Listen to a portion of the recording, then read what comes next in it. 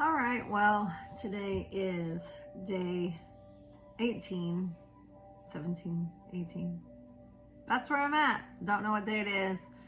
I believe it's 18. And it's a Friday. My granddaughter just left. She stays with me on Thursday nights and Friday morning while her mom works. And I had a great time with her. She is so smart and so funny. Fast is going great. Get really tired easily. If I put out any energy, it takes me twice as long to recover. I'm just tired, could sleep pretty much all the time. The sensation of being hungry is leaving. As long as I stay busy, I feel like that I'm doing okay. It's those moments where you sit down, stop, rest, that you kind of, something's missing here. And also at the normal times of eating.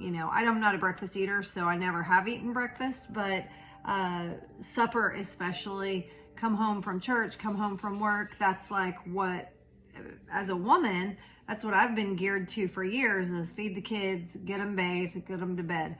And even as an adult, come home, fix Jason food, and go to bed. And so just not having that in my schedule is kind of a different life. Now I'm still cooking. Tonight, the singles are on their way in 2 hours, which I'm not even close to being ready. Woo! They're on their way to our house tonight for a Bible study and food. Cooking pasta. We made a cake. Ari and I made a cake earlier, and we frosted it. It's a German chocolate cake, my favorite. I'll be giving that to the singles tonight, and some lucky winner is going to get to take it home because it's not going to stay here unless Jason wants it. And then we're doing bow tie pasta with pesto and a cream sauce and spicy sausage. It'll be like a spicy Cajun pasta, Alfredo type thing. So garlic bread. I didn't do salad this time because there's not supposed to be very many people coming. Sometimes that turns into a lot. Singles don't always register for their events. So we'll see. The weather has been amazing today. Ari and I got our vegetables planted in the little seedling pots, and got some peppers and a bunch of different kinds of tomatoes planted. She was a big help for me. And my rooster Butter is doing terrible. We believe he has Marek's syndrome or Marek's disease. It's a virus that affects poultry, and it actually affects wild birds as well. They're carriers. We don't know where he got it. I know that when I introduced the flock of hens that I have now to him, he got really sick, and doesn't seem as bad as he was now, but they say with Marek's that they initially get sick, and if they fight it off, it could stay dormant for a long time unless they get stressed, hot or cold, which we had that cold snap, and he just started feeling bad again. And now he's got paralysis in his legs, and he's in a cage, probably on his last final day. So I'm really sad about my rooster Butter. I love that rooster. He was so full of personality. He's mean. I have scars from that rooster. But he's gonna cross the Rainbow Bridge soon, and but coming up, we're rounding the corner to the end of February, which is great. I think that all along in my mind, if I could just make it to March, February usually goes fast when you're not fasting. Every time slows down, so incrementally. Like, it is just seems like one day is 2 weeks. It's if you've ever thought your life was going, I heard Josh Herring say this one time, if you ever thought your life was going by too quick, start fasting and it'll slow right on down for you. It's so true. To date, I've lost about 15 to 16 pounds. I didn't weigh this morning, but I'm thinking it's about 16 now.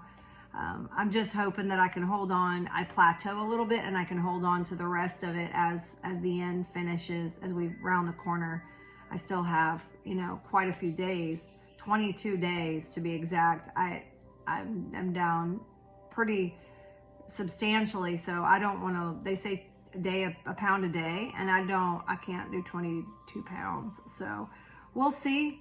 how things play out. I haven't upped my intake of calories as far as those liquid drinks, those protein shakes, or anything like that. I'm just letting nature take its course, basically. I've been trying to cut back on some of the sweet fizzies and the sweet drinks. I'm drinking coffee right now just because with the singles coming and I get so tired so quick, I need some energy. So just a quick video before I go get dressed and ready and start cooking. Everything's going great spiritually. You know, I had a little bit harder time praying, but that is very normal for long extended fasts. Sometimes you just don't have to fight through the flesh. I was telling the partner that I'm on this journey with, the other lady that's doing the 40-day fast. She was commenting, I just can't seem to pray. And I think it got her discouraged. And we watched a video of a preacher, a pastor of a church in Florida, and he was talking about extended fast. He was like, it's okay if you do not feel connected. It's okay. Pray anyway. But I think it's because we fight our flesh so often in this life. We're battling with flesh constantly.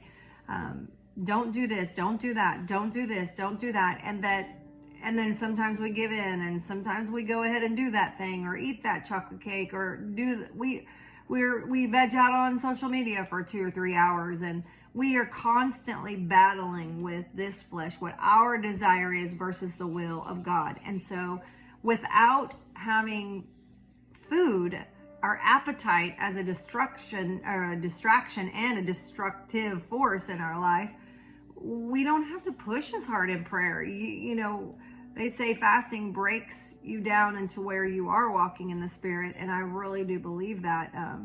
Not that you see funny things or talk to demons or, you know, cast anything out. It's not like that. It's just you've humbled you're debased in nature. When you deprive yourself of food, everybody enjoys to eat. A great vast majority of people enjoy food. My husband maybe is one of the people that if he could take a pill, he would. He doesn't get a lot of enjoyment out of food like other people, but I enjoy the process. I like fixing it. I like sitting down. I like eating. I like going to places to eat. That whole thing is titillating for my senses. It feeds into my carnality. And so when we remove that, it's just, it's kind of humiliating in a way.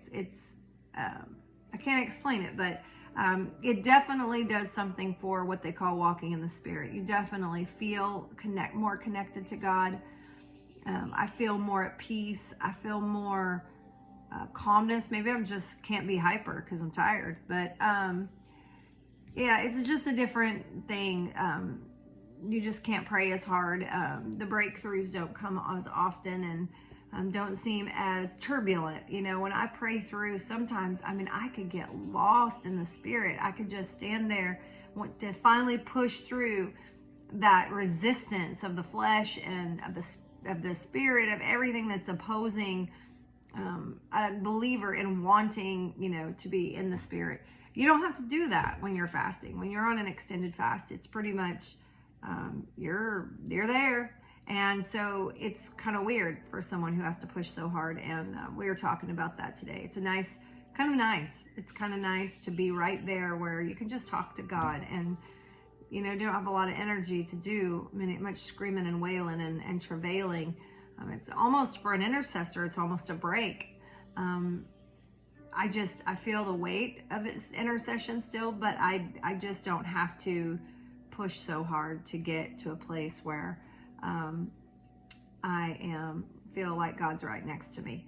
So, because I know if it wasn't for Him, that I would not even be able to make it this long. I mean, there's no way. I mean, most people would say you're crazy. Conventional people would say, secular people would say, you are nuts. Why have you gone 18 days without eating? Are you starving yourself? No, I want to be closer to God. I want what He wants for my life. I want what He wants for our church. And it's a great journey. So basically just kind of gliding. There haven't been any very big ups and downs other than just fatigue and tiredness. So we're just going to sail right on into 40, and starting in a week and a half, our church will be on a church-wide media and sugar fast. That's what it was before. I don't know what exactly pastor's going to call it this time, but a sugar and media fast is a reasonable expectation for saints. So we'll see, but we'll be on a 2-week fasting chart. Our last 14 days will be on a journey with our church. So there'll be we'll feel that. I really believe that we'll feel that unity. The struggles that we were having early on, I think will be wrapped up, and we'll feel unified with the body, and in fasting, I think we'll feel as strong as we've ever felt the last 2 weeks. So that's it. Gonna feed some singles tonight. Gonna have a Bible study out here at the house, and I guess that's it. Talk to you tomorrow.